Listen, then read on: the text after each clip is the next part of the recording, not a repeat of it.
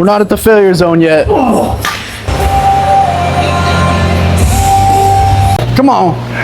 Yeah. We are not going to be doing that way. Well, that's easy.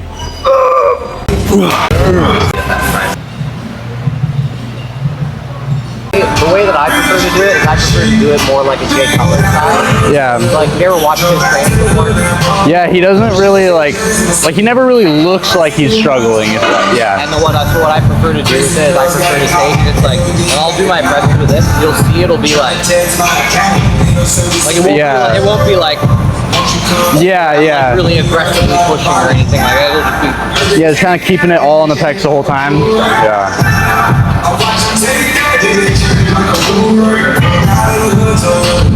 And I usually don't lock out either. Yeah. If you lock out on this machine, then you have to come back into this, and that motion right there, that'll cause you to start like shaking. I don't think I've locked out on a press in like 3 years. So if I lock out, it's almost always as a byproduct of momentum, rather than me specifically trying. Come on. And trust me when I say, pick a weight that's gonna feel too light at the start. Okay. Because like when I started that set, I was like, this is too light. Yeah. But what will happen is if you make sure that you really force that elbow a certain way, keep it under control, you'll get to like 6 or 7 reps and you'll be like, oh, okay, there it is. Yeah. I'm meant towards that.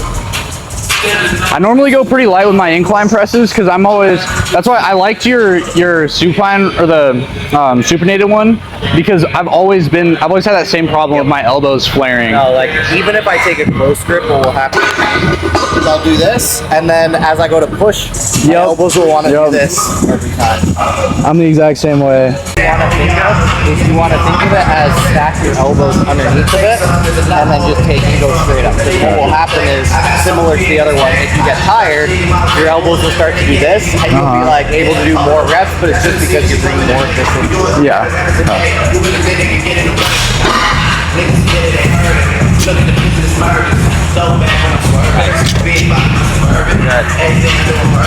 Keep those elbows stacked. There you go. Good. Yes. Come on. Up. Good. Come on. Go. Nice. Come on. And done.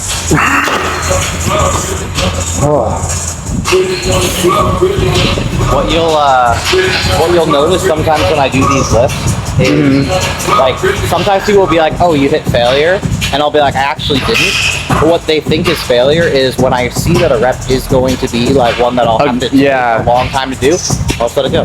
But a lot of people can't do that mentally. They like feel like they have to finish it out if they started it. It's like if you got partway into it and then you know that it's gonna not be worth the amount of grind that you're gonna have to put in to finish it out, just drop it. Yeah, I always think about, there's like the graph on the RIR study, and it shows right at the end, it's like those last two, the stimulus peaks up and it goes down, but then the fatigue is just insane. And I'm like, yeah, like, because I used to be doing those like 10-second hack squat reps. Like at the end of the day, and then I'd have to rest for 6 minutes, and it's like, what am I really getting out of that versus what it's taking from me and from the rest of the workout? As much as people clown on him and stuff, I mean, you can't deny that the stimulus to fatigue ratio is a thing that you gotta think about. Yeah. It's like, so like, I'll see people, they'll get all these like weird quirks about individual things. I'm like, let's be real though, like the concept itself makes sense. Yeah. Like if you need to go to failure, feel like you need to go to failure on every single thing you do, you're probably one, getting in less overall volume than you could, and two, less productive volume. 100%. So I always tell people, I'm like, go balls to the wall in your training for a little bit to know what that actually means. Exactly, yes. And then you can figure out, okay, when is it worth it to go to that next level? Yeah. When is it worth it? that's like when I start with all my clients, I don't care what your training status is, we're going to failure on your first meso, because I need you to show me that you actually know what failure, because you can tell me you trained to failure and I'll watch your set and be like, no you don't. I have a lot of people who are convinced that they train hard, and then I'll watch their set and I'll be like, I want you to watch it back. Yeah. And tell me, does this look like you were pushing? And they're like, oh, I didn't realize that. Because it's like its own. Yeah. Well, Feel that it's hard, but they don't. But when they look at it from the outside, they can see. yeah. So they're like, oh, I did stop kind of. Yeah, and I've honestly I've only had the problem with people training too hard once, maybe twice, to the point where they're like they're at the end of their set, it's a whole nother movement. But most of the time, I'm like, people are sandbagging. They are. Okay. Oh yeah, that's easy. Come on. Come on. Easy. One more. Come on. Easy. It's that last, for me, it really is just that one grinder rep at the end that I really just don't see a point in. If a rep, here's a good way to view it, or at least from my opinion.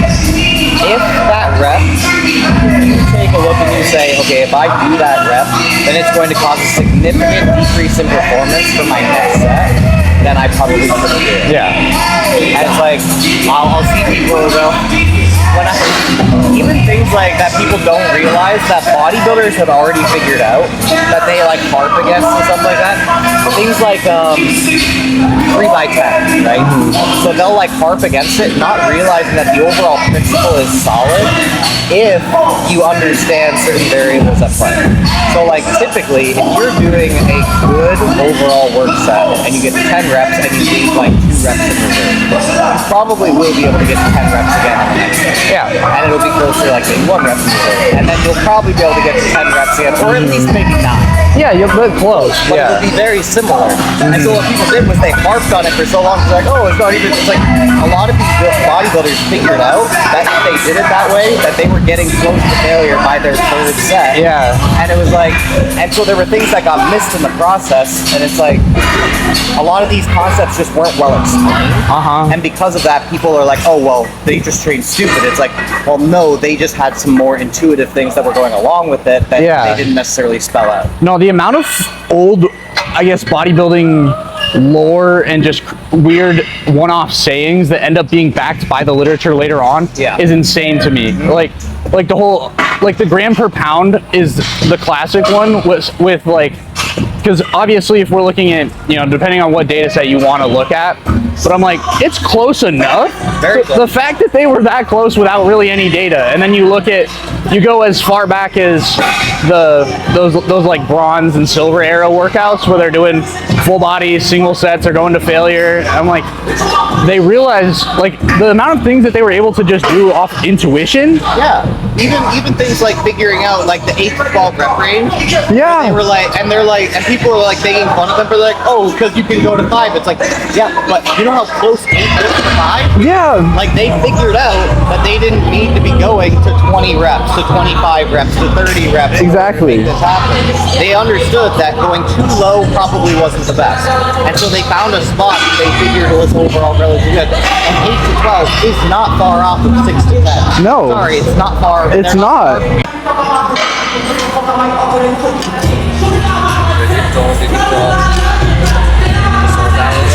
you go, good. Come on. Yep. Good. Go. Good. Come on.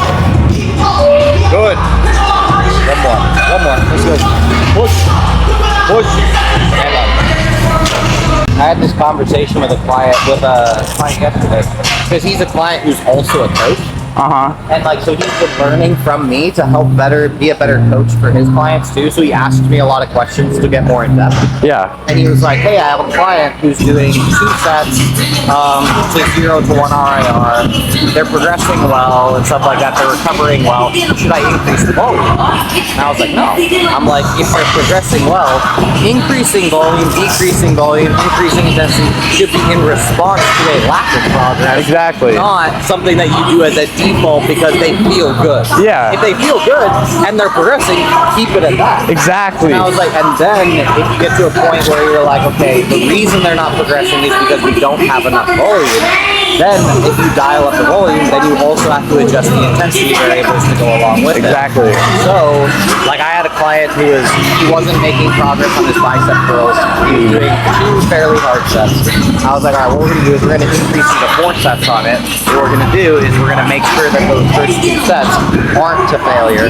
We're gonna go 2 RIR on the first set, 1 to 2 RIR on the second, 0 to 1 on the third, and 0 to 1 on the fourth.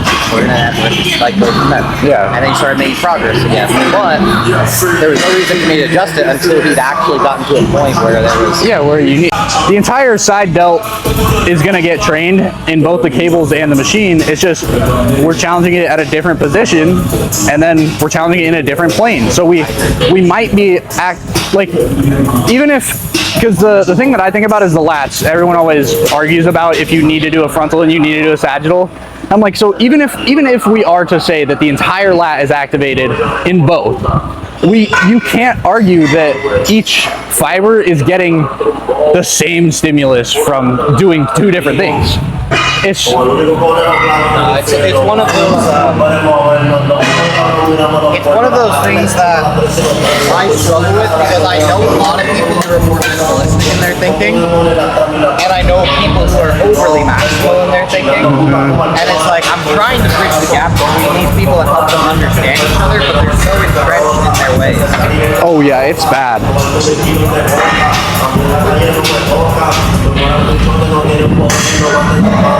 Cuando con la cola trayendo la vuelta pediste y me dio un campo. Eso que me la casa, una casa estamos en el mismo de fondo. If you put it slightly lower on your level, you'll get more torque for the amount of weight that you're using. Like down here.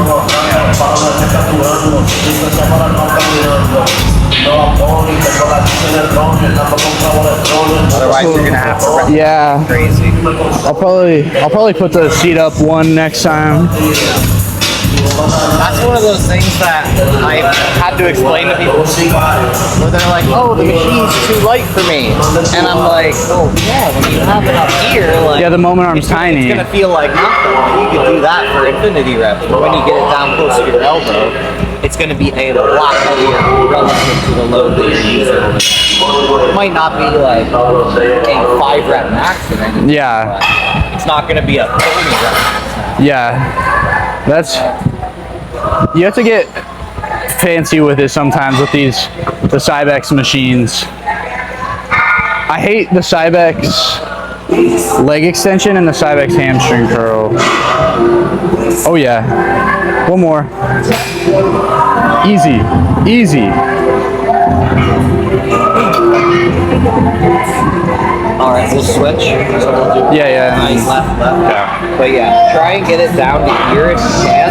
Yeah. Because the further you put it up here, you're just gonna have to rep. Yeah, it's just gonna be everything. Yeah. Even if that means that you can't even if that means that it's not comfortable to go all the way up, because the side delt works through the entire range of motion, Yeah. it's perfectly fine for your range to be from here to here. It doesn't need to, because like it's gonna feel like a point where you're like, oh, I have to adjust in order to make sure it goes up high. Yeah. But You you don't don't worry about that on another movement. Yeah. Do the lower motion.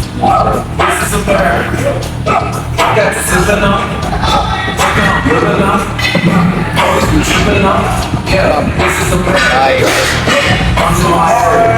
Good. Come on.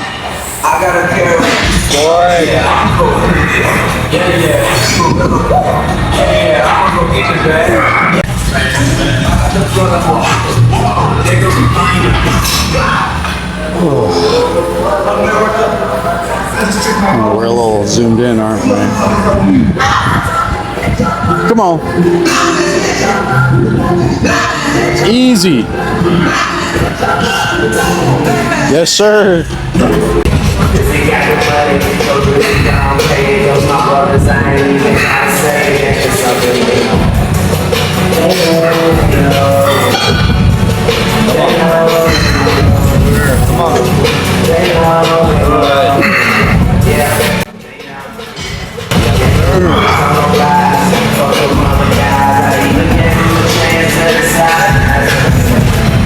So do you bodybuild now because you think that you want to get to like a crazy high level, or do you do it for the client coach aspect? Right now, it's more for the, like, I want to just, I enjoy the bodybuilding just from developing my physique, but in terms of like actually competing, I just want to do it once to basically help coach people better, because it's a lot easier to tell someone to suck it up, do their cardio, and eat their chicken and rice when they're 4 weeks out, when you've been 4 weeks out. No, that's the reason I compete, is literally to be a better coach. Yeah, that's why I'm doing it.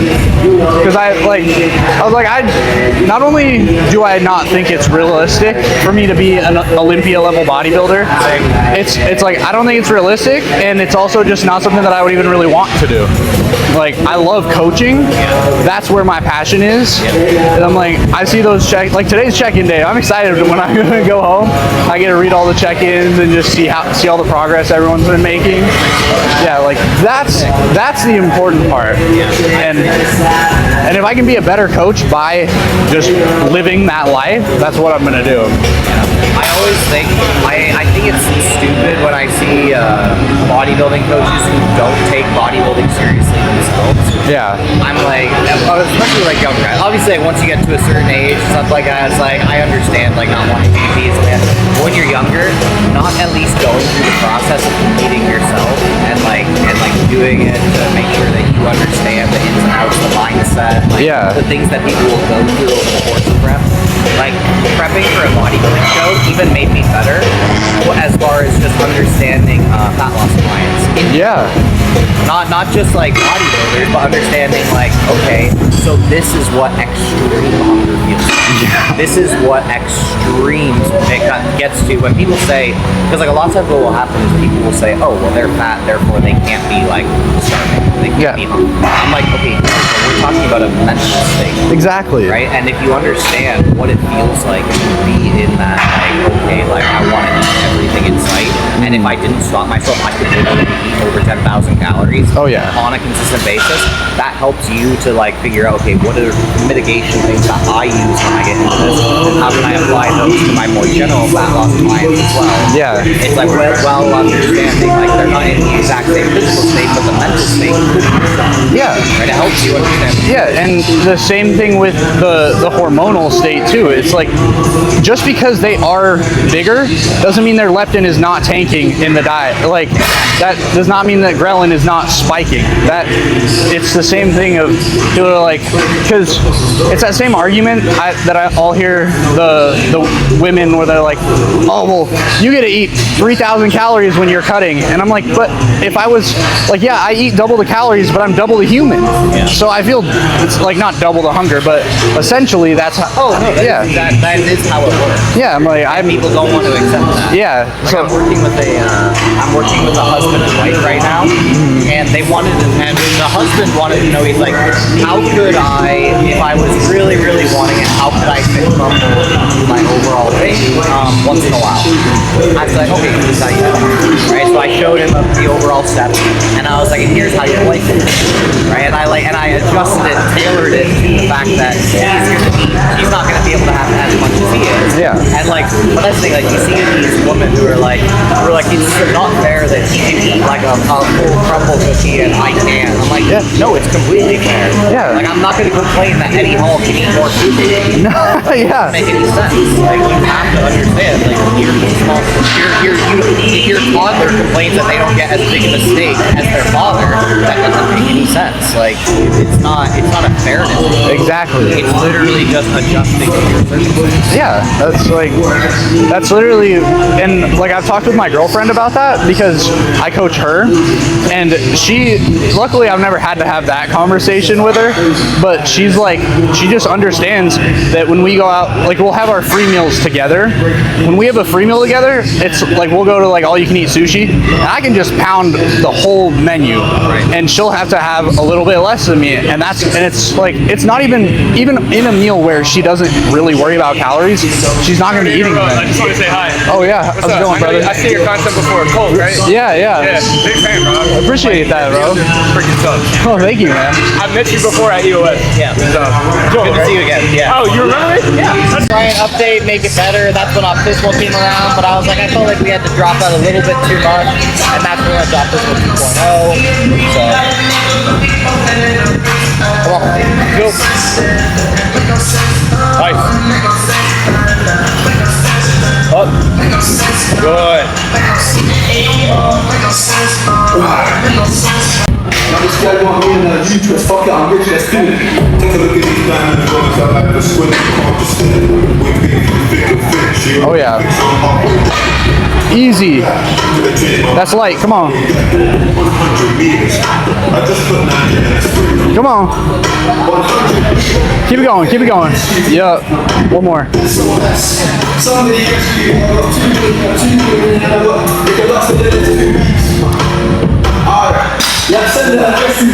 SUV, the outside white, the inside brown like mine. Oh, you were probably only planning on doing one set of this for you. Yeah, but we can, Sorry. I'm good with doing two.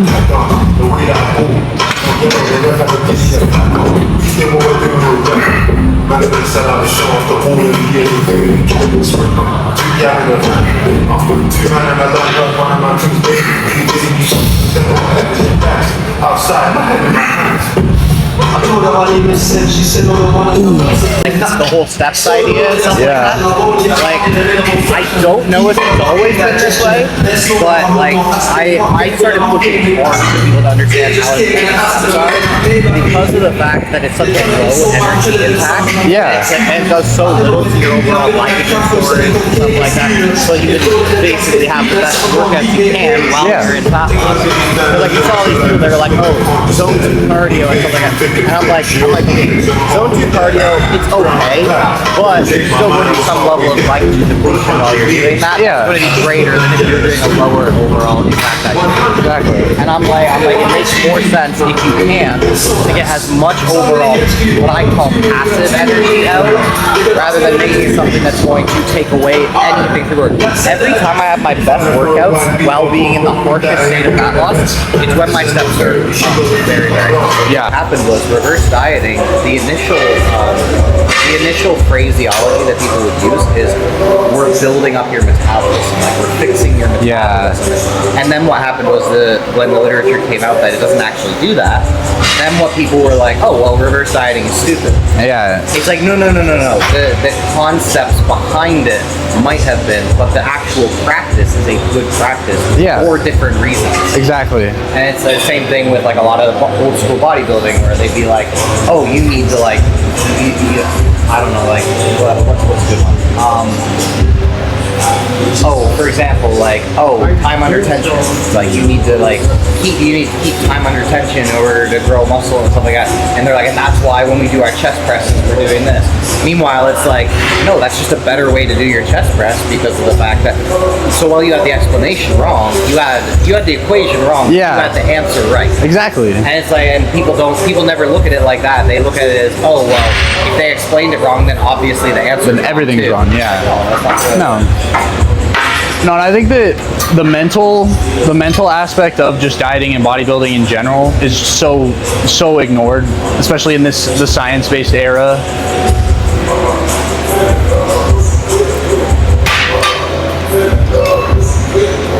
Like, and you can tell people haven't coached other people.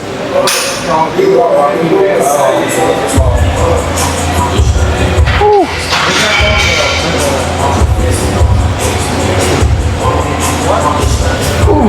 Oh yeah, come on. Easy.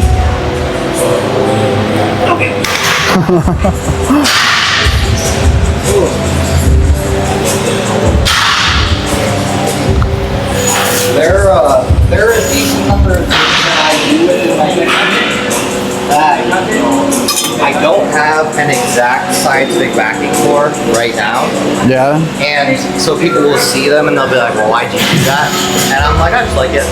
But I legitimately do believe it's better in some regards, just if you understand certain principles. But I don't want to go into those because then we'll have to do it.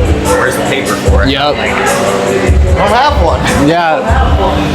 But and that's never been the point. Is it's not to just because you have to extract things from the literature to then use it in practice. It's not that like because if you're just looking for a paper to back everything you do, then you're never gonna be able to do anything outside of it's like you're just thinking you're like, oh well, we don't know what's better between this curl versus this curl because we don't have a paper that directly compares the two. And it's like, yeah, we probably won't get one for another 5 years, and then when we do, you're gonna dissect everything about it and make it wrong. Like say that, oh, it's terrible. Yeah, exactly.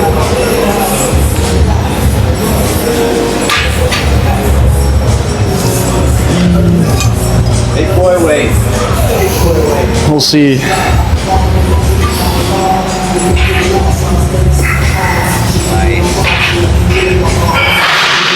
Tricep is gnarly in the shot. Yes, sir. Come on.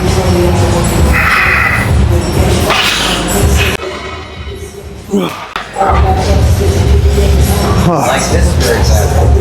So I'll have people when I'm doing something like this, they'll be like, "Oh, but you didn't get to like full lockout." I'm like, "Yeah, but that's not the portion of the movement I'm concerned with." And so it's like, so they'll consider it failure when I can't get to full lockout. I'm like, I don't consider that failure for me on this movement. I consider it failure when I can't get past a certain range on this. So like if I'm able to get to here, I still consider that a rep. If I'm able to get to here, not a rep. Right? Like that's where my line is somewhere in this range right here, but I don't have an exact point where I'm like, that was it. Yeah. It's like I just know. You're not getting out your protractor and you're like, yeah. right here is exactly where I know that when I can't get past around this point, I've failed that rep. Yeah. But if I can get to like here, I'll still count it as a rep. But this is much harder to finish out. Oh yeah. Than it is to get from here to here, and this is my failure zone right here. Yeah. But it's like I don't have a paper for it. No. I have some principles as to where certain ones produce better forces, but that's about it. Yeah. I don't have proof that it's going to cause more growth. I don't have proof that it's going to. I don't know. Sometimes I get frustrated with the community because if I say something, if I say something to do something and it doesn't have a paper behind it, then they're like, "Oh, we don't accept it." Okay, that's fine. Yeah. You don't have to. That's my favorite thing about it. I'm like, you don't have to listen to me. You don't have to do what I do. You can just watch and say I'm dumb and go on. Because that's always when I'm talking to people, I'm like, we're talking about millimeters here. We're talking about grams. That's the difference. The difference between, because like that's how I know that they just like, you're a casual. You're just looking at bar graphs because you don't even know the units. Yep. Like we're talking about millimeter differences here. And not understanding that those things will change through certain movements. Yeah.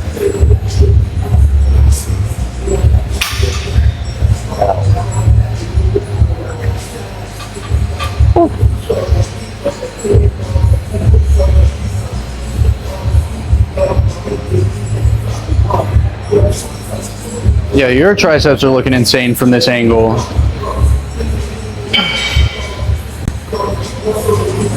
Come on.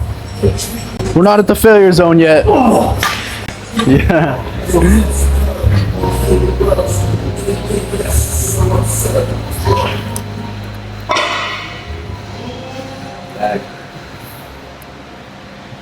Lighting here is better than I expected.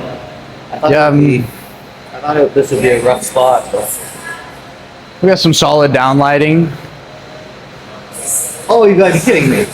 You weren't recording? I'm an idiot. I'm an idiot. It's okay, I got it. I might have to do a fake set just to pretend like I was recording. Alright, let's do this.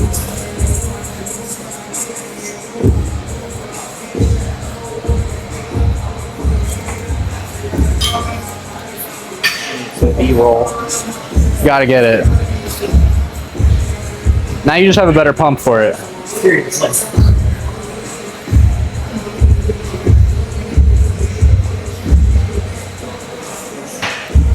Oh, I will say, with training one set, doing single sets of different exercises, I do think my triceps have benefited from that very much, like a great amount.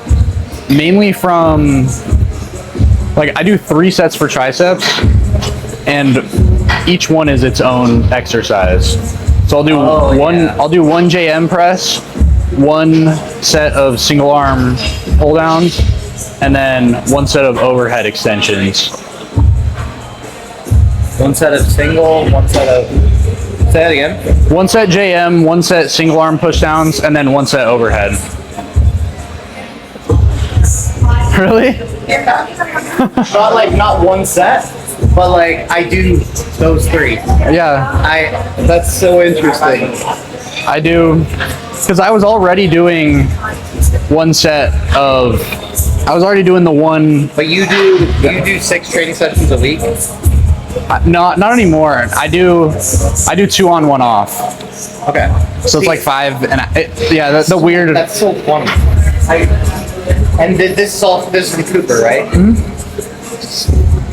I swear, there has to be some level of like just He's, because that is exactly what I do, except because I train, because I do push-pull legs right now. Obviously, my volume has to be turned up a little bit, Yeah. because my frequency is a little bit less. So you're doing the same exercises for slightly less overall volume than I am, and I'm doing the same exercise for slightly more volume, and it's purely due to the frequency versus the. yeah. I'm like, and it's like, but it's like the same stuff. It's very. Huh. That gives me more confidence in him as a coach. Because like people always ask me like, what do you think of so-and-so as a coach? I'm like, I can only base it off of the information that I've seen, because they're like, well, Yeah. but when I hear that from like a client, I'm like, oh, so like they are like really solid on their principles. Yeah.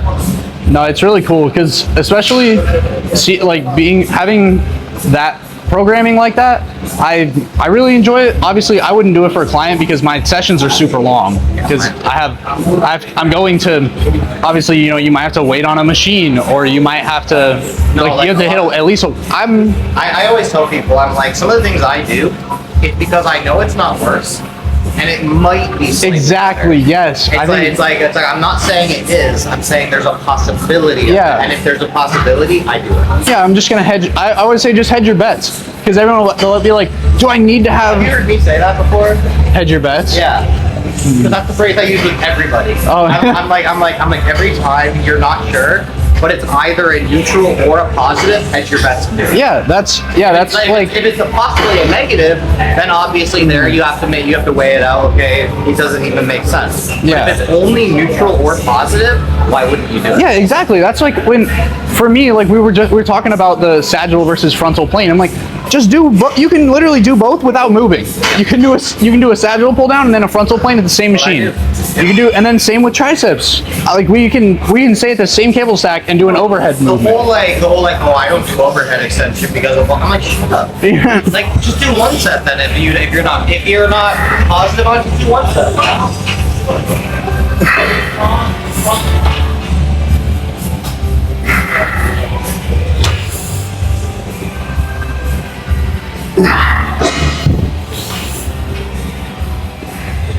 There we go.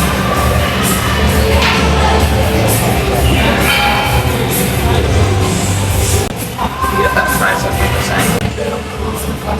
same. Show these things.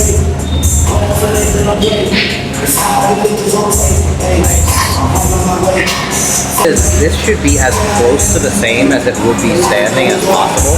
The reason it feels different is because when you do it standing, what you're doing is you're actually working the triceps through this range right here, primarily here to here. But when you do it from up here and you go here, now what's happening is it's getting more in the lengthen. Actually, opposite actually, because it's getting Oh, yeah. hardest as you get closer to lockout because of the angle of the table. So what you want is you want this to be as close to your back as possible. You want it to be straight over your back. Oh, I got you. So Because it's that's what essentially the same. It's mimicking Yeah, the same movement. it's the same thing, but it's more stable. Yeah. But when you do it up there, first off, you have to hold it with your abs. And second, now you're focusing on the lockout, which isn't a bad thing if that's what you're going for. Yeah. But if you're trying to go for that true, like straight up, same motion, this should be as low as it can possibly be while still not getting in the way. Oh, that makes a lot of sense.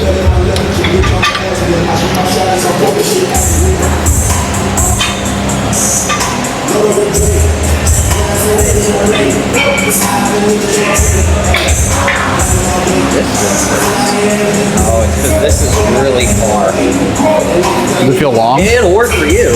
I'm just short. I think it's just, well, they got it double carabiner. Yeah. So I think if you, I would need this to. Oh, I think you can take it off. Yeah. Can you take it off? Yeah. It's. Well, I think that just spins. Yeah, no, they. They lock it. Oh, okay. But if I take and I double it that, maybe, or yeah, what I can do itself. Yeah. You just gotta get a little creative sometimes.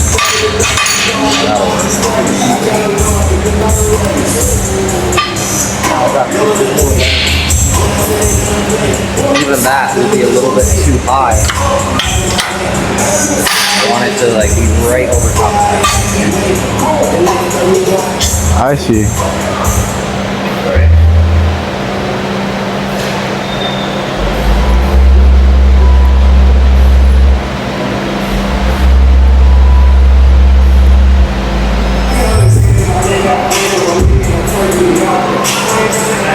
Well, that's easy.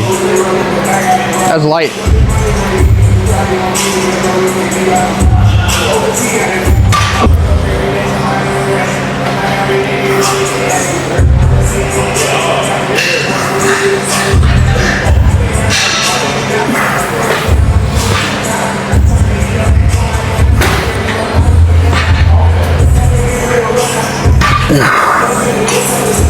It's crazy how heavy overhead extensions get just out of nowhere. When you were like easy, I was like, Yeah. one rep away. No, I like it's just because it feels and it looks good too on other people. Like I'll be watching my own videos of my clients and everything's just cranking and it's just all of a sudden nope, you just can't do it. It's just one of those exercises. Alright. Let's hit whatever variation of other laterals. Oh, okay. I do just behind the back cables.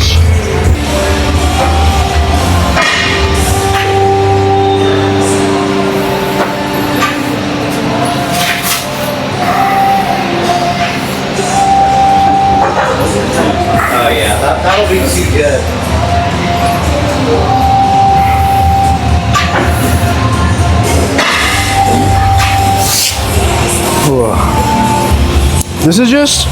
This has been probably my favorite lateral raise variation since I've started lifting. I think just the behind the, like I love behind. it just feels so good, especially with having it at hip height, having just that lengthened position get demolished. And delts are the one thing that, I mean, I don't know, it depends on how you view regional hypertrophy, but we do that's one of the ones that we've seen effects, like in the dumbbell versus cable study, where there was they grew the same amount but they grew in different places. Yeah. And so that's one of the things where I'm like, why not do one set of an ascending, like where it's hardest at the top, and then do one where it's hardest at the bottom. I feel the same.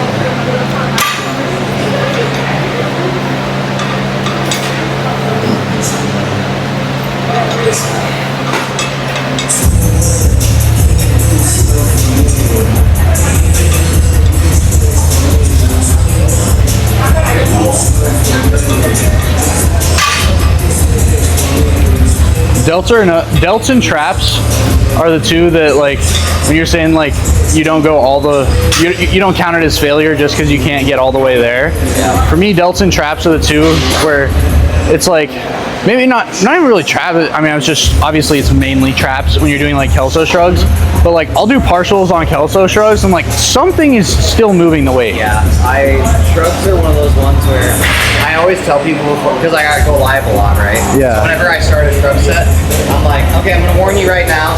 You guys are gonna be like, partial range of motion and blah blah blah. I'm like, I don't care. Yeah. I'm like, guess what? When I'm going from here to here, that's still my trap. Well, and the thing that I will always say about range of motion is isometrics build muscle. Yeah. So worse, and just as much from what we, especially from like a lot of the recent papers that are coming out. So I'm like, I'm still going to be building, I'm still giving those fibers a good stimulus, even if they're not moving much. I'm trying real hard to move this weight.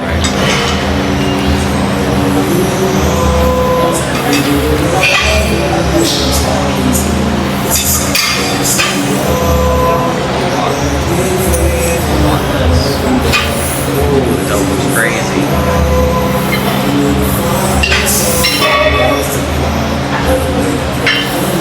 Jeez. Yeah, hold on there again.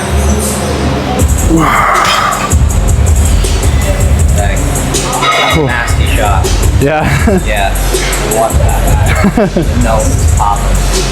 Yeah, this lighting is good, man. I like a underrated gym aspect is the lighting. That's a huge thing of. I always say when a person's coming in and making, if they're not primarily, or when I say primarily, if they're not super concerned with making sure that the lighting is something that is favorable to physique, then they've got their priorities wrong. Yeah. Right. So like this, even this, I'm like, it's too bright. Right. Like you want it to be bright enough. But what you want is you want it to give people, when they look in the mirror, they're like, man, I look good. Yeah. Right? That's what's going to make people want to come back. Exactly. Especially new lifter. Obviously, an experienced lifter is going to pick based on the machines and stuff. But a new person, they're just going to pick whoever they look the best in. Oh, yeah.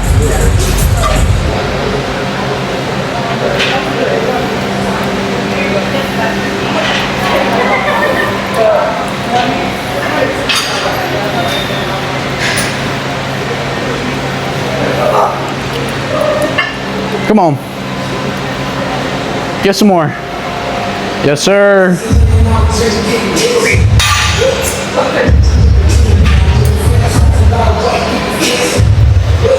So, it's kind of because when I'm prepping, I've essentially got it down to this point where I know exactly how much my body can tolerate, how much it can't. Yeah. So it's like by the time I get to the end of my sessions on prep, it's like I'm just done. Yeah. Like, it's like, but like they're all good. Like the sessions are good. Mm-hmm. But like if I tried to like extend it out by like half more of the time, I would be just slogging through the entire thing. But like I know that for X amount of time, for X amount of sets, like I can Yeah. and then go hard. But like when I'm in a building phase, like I could do this workout and then do like another half of the same workout, like maybe even twice the amount, and like still feel like I want to go hard at it. No, I feel that, especially like when I was getting these last 2-3 weeks, I was like, I could just feel by the end of my workouts, like, I mean, I'm dragging. Especially get it, like, the gym that I have to get used to it, because I'm in Austin in a gym that has no AC. It's a warehouse gym, it's just got fans. And that place is like 85, 90 degrees. I'm from Wyoming. Very good.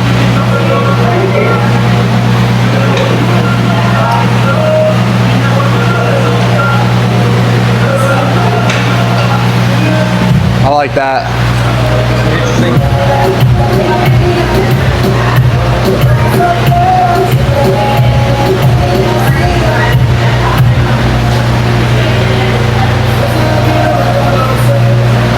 That's insane. Y'all are watching, y'all are getting a treat right now. Come on. Yeah.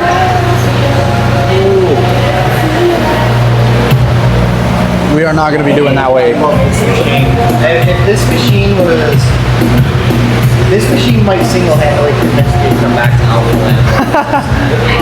Like, it's just so good.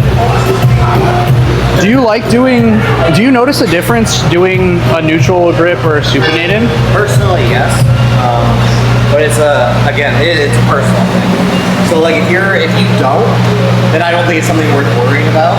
But for me, I find one, it's more comfortable on the shoulders, and two, it just seems to align a little bit better with what I'm trying to do. Where when I'm doing it like this, I notice that I get a little bit more of like, it feels like it's moving a little bit in a direction that I don't want. I've always felt like it's a little bit more biceps when I'm fully supinated, or when I'm neutral versus when I have that little pronation. Biceps? Yeah, like Is that when you're on an elbow support or when you're on a? when I'm on an elbow support, because I've done, and it also, I don't know, for me it's just it feels better on my biceps to do it like this. Because I think it feels way better. Because like here it's just, I don't know, that's a tender spot, you know? Like, Yeah, it definitely puts you in a, or at least for me, it puts me in an awkward. maybe 225, I don't know.